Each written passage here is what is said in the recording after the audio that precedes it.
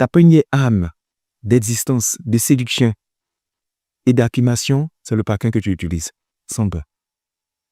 Un homme qui va aller loin, un homme qui a de l'ambition, un homme qui se recèle et qui recèle son entourage, un homme de grande destinée, n'a pas n'importe quel parfum, sans beurre. Tu sais, ton parfum te représente. C'est comme ton apparence, c'est très important. Ton parfum devient ton identité maintenant. Est-ce que vous savez qu'il y a des parfums qui ouvrent des portes, qui attirent des opportunités?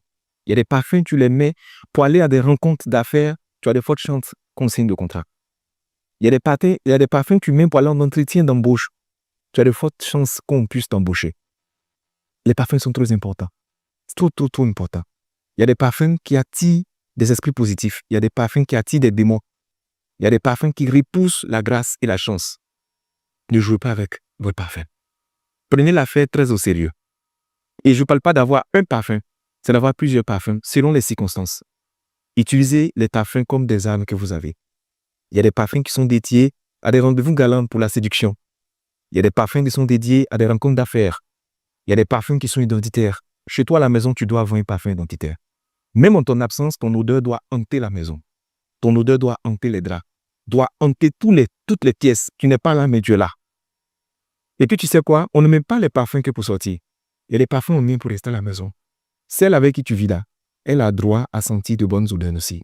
Ne réserve pas ces bonnes odeurs-là que pour les gens qui sont dehors. Quand tu viens de prendre ta douche avant de te coucher, mets un parfum. Couche-toi.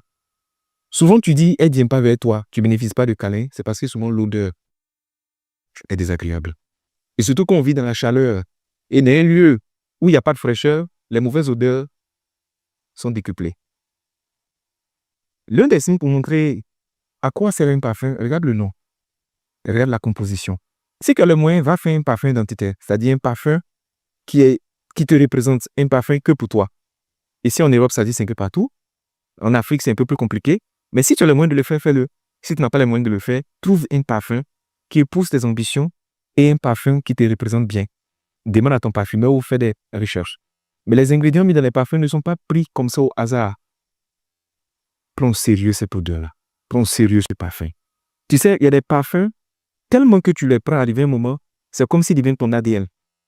Ça sent sur toi par qui tu es. Utilisez de bons parfums.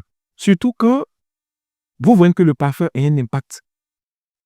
Ayez-le à portée de main constamment dans la voiture. Sentez bon, c'est tout ce que j'ai envie de vous dire. Mais un homme ambitieux prend au sérieux son parfum. Vous savez, les prières qu'on émet devant Dieu arrivent devant lui comme des parfums. Si Dieu aide les parfums, qui es-tu pour ne pas prendre au sérieux cette affaire de là? On ne parle pas souvent de la séduction nasale, de la séduction odorante, mais c'est très important.